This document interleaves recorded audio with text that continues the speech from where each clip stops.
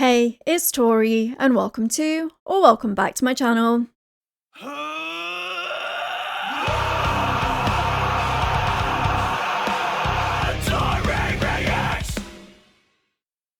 Today we welcome Matt from Rain City Drive to the channel. How are you doing today? I'm doing great. Thanks so much for having me. Thank you for taking the time out of your busy schedule to be here on the channel. Of course. Of course, for people who may not know your band, could you give a little bit of a background for new people or for people who are just discovering you now? Sure. So, Rain City Drive has been rocking officially since 2021. It's five of us, myself, Matt, Colin, Felipe, Wes, and Zach. Prior to that, we were in a band called Slaves. Johnny Craig was the original singer of that band until 2019. He dipped out of a tour last minute and got kicked out. And then I replaced him for a tour. And then we started writing together, and we started writing an album together that would become To Better Days. And we were all stoked on it. But we wanted to create a new band. But we were under contract as Slaves. So we put it out as Slaves initially. And then when we moved to Thriller, we were able to port it over to the new band, which is Rain City Drive. So kind of starting from, so we kind of say the official start is like 2020. Because that's where To Better Days came from and where we started writing self-titled. But yeah, kind of a really pop-forward, post-hardcore band. Emphasis on vocals and catchy songs and cool lyrics and, Yeah, all and that. it's also good to separate yourselves from slaves that you weren't really a part of to 100%. then create your own music and your own band. And I am going to be that person, and I am going to ask you, because it is an interesting band name, like how did that come about? How did that originate? Rain City Drive, Mm-hmm. of course. Yeah, so basically the first tour that I met the guys on, they were in a band called Slaves and they needed somebody to fill in. And so I flew out to Manchester on like I think 48-hour notice. Mm-hmm. And we'd never heard of each other before, connected through a mutual friend. And they were at the gate trying to board their flight looking for a singer. And I got the call and I listened to 30 seconds of their song Star Explode. I didn't hear any singing, screaming. I didn't hear any singing. I'm like, I could do this. I'm a screamer. No, a little bit of that's not how that happened. Yeah, but so I was like, okay, there's clean vocals. I'll give it a shot. I always wanted to tour overseas. I thought it'd be fun. So I met them for the first time a couple days later in Manchester. Was the first show that we played, and Manchester's known as the Rainy City or Rain City or whatever. So that's kind of where the name.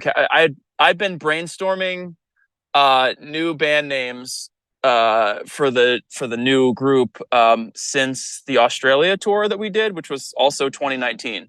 So it kind of gives you some insight into how long that list might have been by the time we wound up on Rain City Drive. And when we linked with Thriller, I think there's maybe like a few hundred ideas that collectively we had down there, and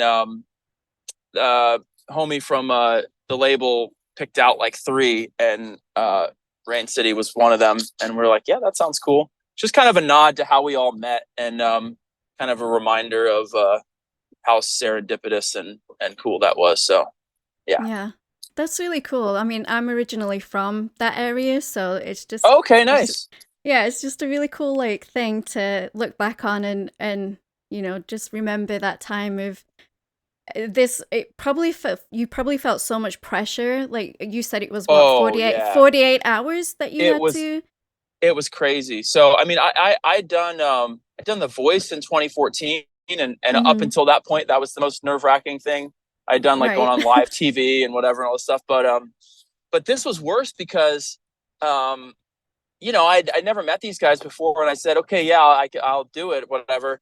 Not kind of really thinking about all that was going to go into it, and how many songs I was going to have to learn in such a short amount of time. And so when I landed, I had memorized zero of them. I mean, I tried and I knew parts, but none of them completely all the way through. And I was making up lyrics on stage the first couple of nights, or whatever, and then I got them down. But yeah, it was like that. That was the big thing for me, is I just didn't want to let these strangers down. Like I said, I could do it, and then I just was worried they're going to be like, the hell is this, you know? Right. But they were super sweet, and I mean, from their perspective, it was like they were just glad that they didn't have to cancel the whole tour, and they'd already ordered all this merch and booked the flights and everything. So it would have been a real bummer. So they were just very like, hey man, whatever you can do, you know, it's great. And and it's cool that you say you're from Manchester. I think that's still my favorite city in the UK for Really? whatever reason. I don't know. Yeah, I like all the red brick buildings, and Yeah. I kind of like the vibe of the north a little better. I think the people are cool, and it's kind of fun that there's so many great rock bands from that city, and so Hmm. we like to joke that we're from Manchester, even though we're not. But you know, we Yeah. did all No, start there, kind of. So yeah. No, it's such a cool thing, and because I live in the USA now, so I do miss like going home a lot. And that was going to be one of my questions because you are going on tour with Dayseeker on the yeah. European tour, and I was going to ask like, what country or what town or city are you looking forward to most playing? Um, I mean, yeah. So I mean, UK is definitely always a favorite of mine. We've hit it twice as Rain City, and that's been great. We've never played any of Europe with the new band though, and so I'm really excited for that because I remember filling in for Johnny. As much as it was a cool experience, that's the last time I was over there. Um, you know, I just kind of all I could think of is how cool it would be if I was, you know, singing songs that I had a part of, and have Hmm. people sing back my lyrics and stuff. So it'll be all the more special this time. So yeah, just anywhere.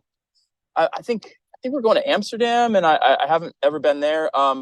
We're playing Dublin, which I'm excited about because we were supposed to play that in 2019, and the ferry was too sus at the time, I guess. So we missed it. But all my family way back is from Ireland, so be excited to check it out and Yeah, figure out why they that's moved to the States. I guess, right? There's not enough potatoes here. We're right. fucking done. You know. Yeah, it's like I think my dad's side of the family on his mum's side is I think they're Irish too, so I've got like a little part of me is Okay. Irish too. So we got All a little right. connection going on here. It's kind of See weird. that? We're practically cousins. Exactly. So the reason, Exactly. of course, that you're here is that you just released your collaboration with Dayseeker, and of course having Rory 100. feature on the vocals of Medicate Me. Now I do have to say I have filmed a reaction for it. It's just I haven't put it out yet.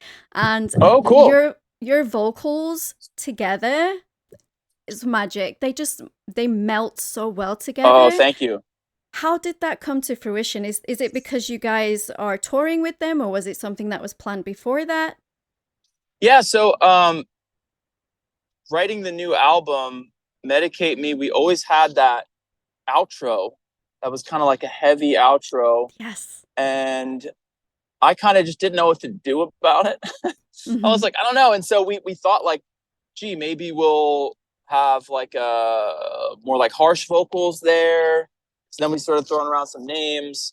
And so the initial plan was for Rory to do um, like some screamy stuff. And Mm-hmm. honestly, I give him a lot of credit because when he was in the booth, he was trying some different things. He's like, I just like I want to be careful with your guys' brand and your sound, and I know that's not really something that you do or have done, and so maybe we'll keep it a little more clean vocals. Like, and so what we landed on for that part was just him and I going back and forth and kind of doing like just a really gritty vocal, a clean Mm-hmm. vocal, which I think really fits that part and still fits the vibe because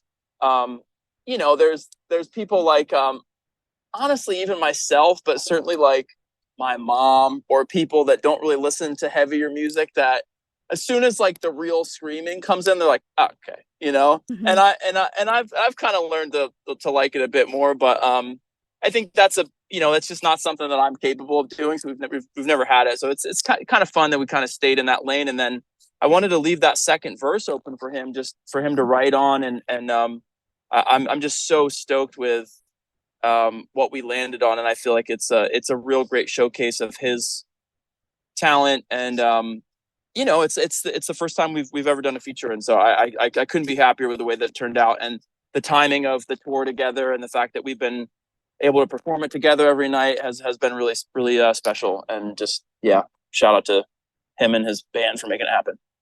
That was another question I had. Of course, you guys managed to perform it live the first time in Buffalo. Like, how was that crowd reception? It was great. The very first show, already people singing along in the crowd, and yeah, I think the song had been out for like a couple days at that point. Mm-hmm. So yeah, it's all downhill from here. That was probably the peak of the song, and then it's just gonna no. It's been cool to see the reaction. I think people are more familiar with it every night that we do it, which is great. So yeah, I'm just stoked, and honestly, probably my favorite tour that I've been a part of in terms of musically. I Mm-hmm. think all the acts on this run, Silent Planet and Avoid as well. It's just a really good package, and I've been listening to Dayseeker ever since Sleep Talk came out, and I'm a genuine fan of their band and what they do. So it's too much sense.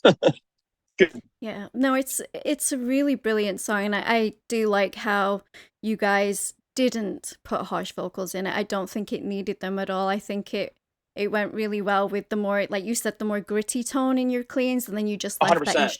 the instrumental hard. I am glad you added the harder instrumental at the end, Same. just to finish it off.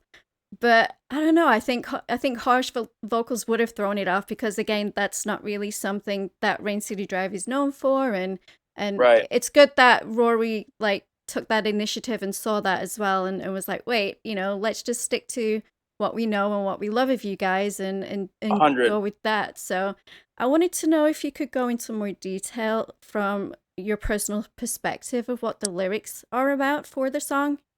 Sure. Yeah.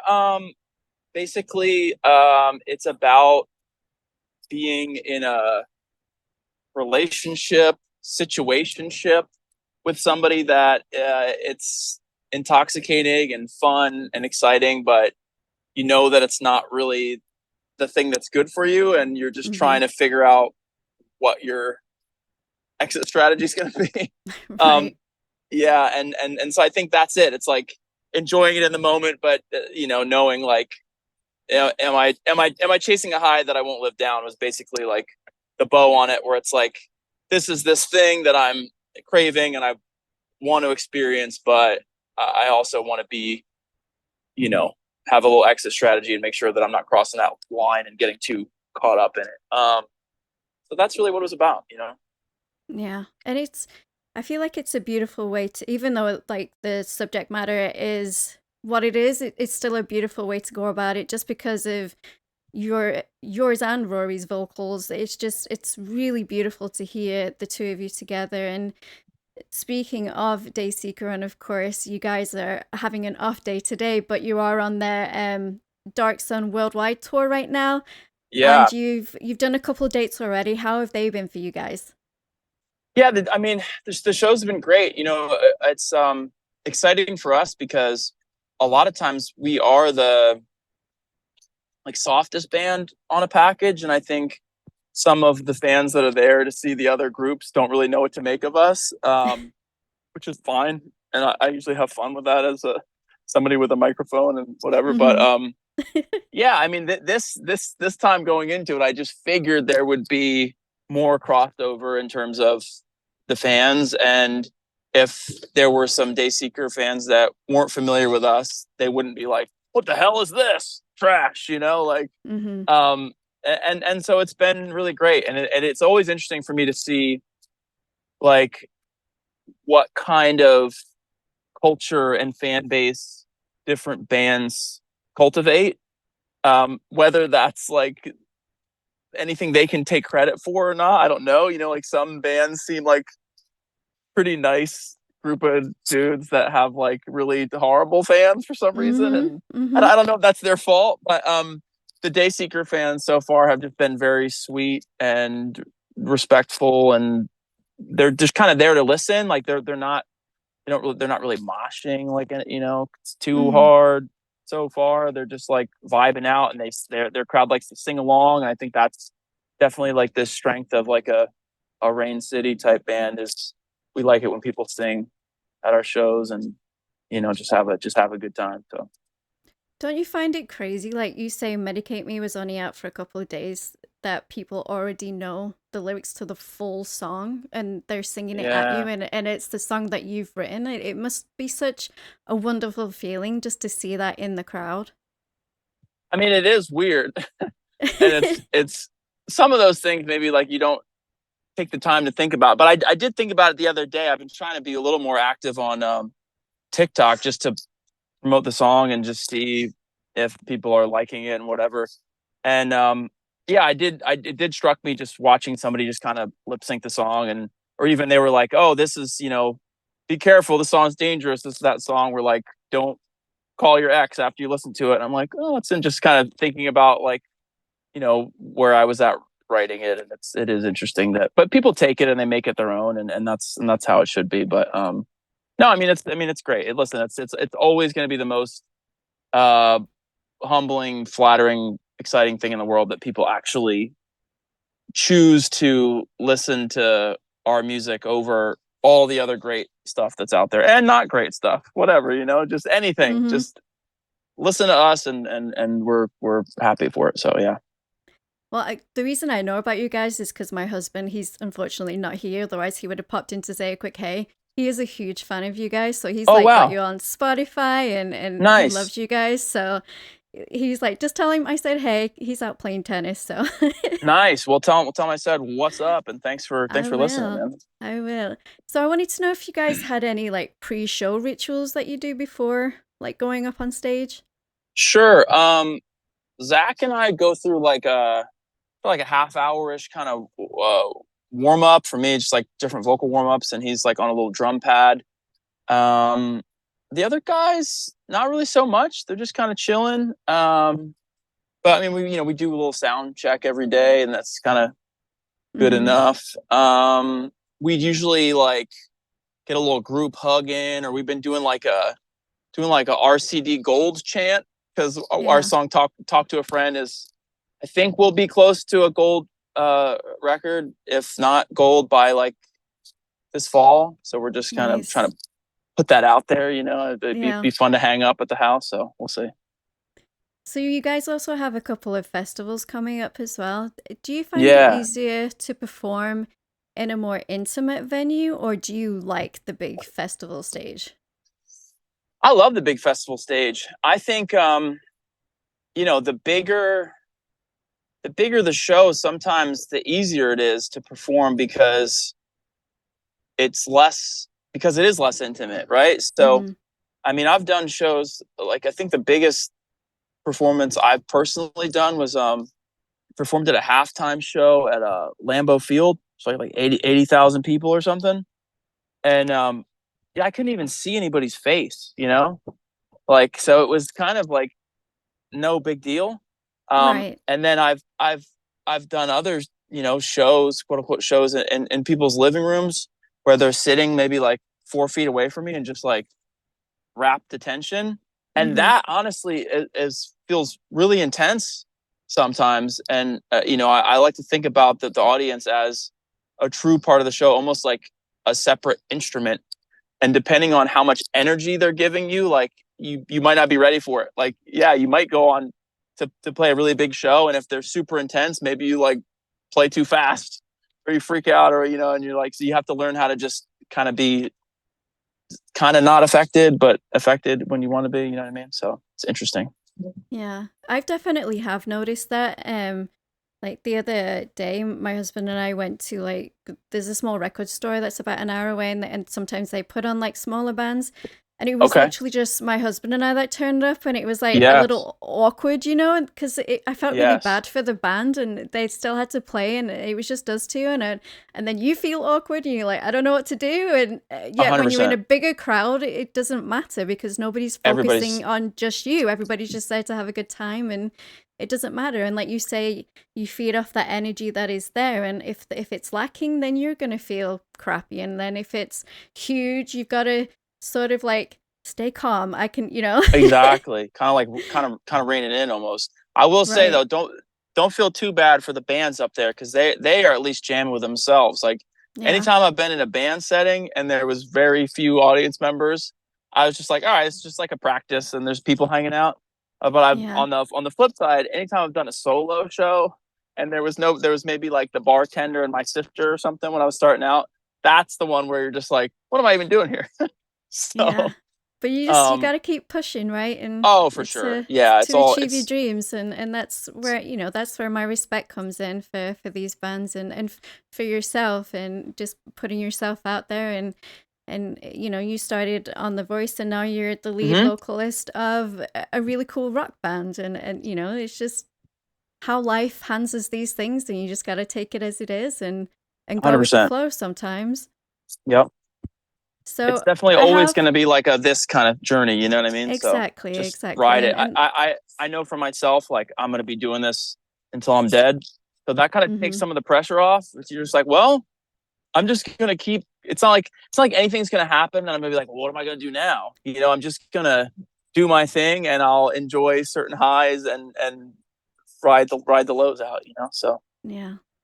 So I have one final question for you, because I did see on your Instagram that you have everything tracked for the third album. I know you can't say anything mhm. much about it right now, but like if you had to describe it in maybe 3 words, what would you say, just so you can get people's attention? um, heavier, poppier, death, I guess. I'm excited to hear it, because, you've got Frozen and then Medicate Me, and both of those have been absolutely amazing tracks that you guys have Cool. put out. And I just wanted to know if you had any last words for people watching this interview. I'm just really excited to share more of the record with everyone. The singles are going to be great. I feel really confident about the ones that we've picked, which is always sometimes a little more up for debate, right? Like what songs we want to Mm-hmm. lead with. But this time it seemed pretty obvious in a good way. Not to say that the other songs on the album aren't really exciting, but they're just less singly. But yeah, more some kind of the same kind of more relationshipy stuff that people are used to lyrically, and then other songs about you know personal loss and death and grieving, Mm-hmm.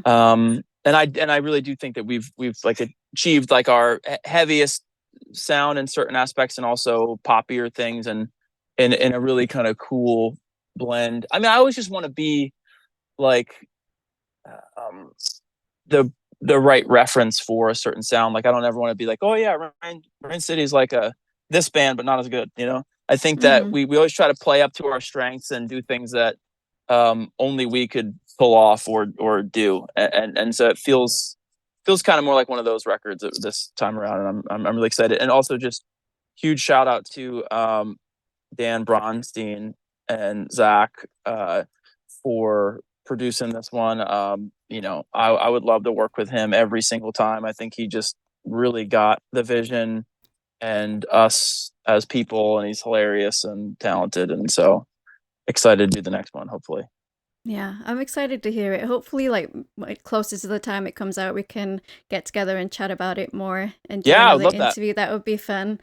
So I'm gonna let you go and enjoy the rest of your evening. Of course, I will leave all the tour dates and Rain City Drive's links down below in the description, so you guys can find them easily. Please go ahead and support them, follow them, comment, likes, all of that good stuff. You guys know it really does help. Thank you so much, Matt, for taking the time. I really appreciate you. Thanks so much for having me, and tell your boy I said what's up when he's back from tennis. I absolutely will. Thank you. All right, peace. Don't forget to like and subscribe to become a Taurian. Speaking of becoming a Taurian, all of my social media links and my Discord link are down in the description. We'd absolutely love to have you come hang out in the Discord community, and I will see you guys in the next video. Rock on.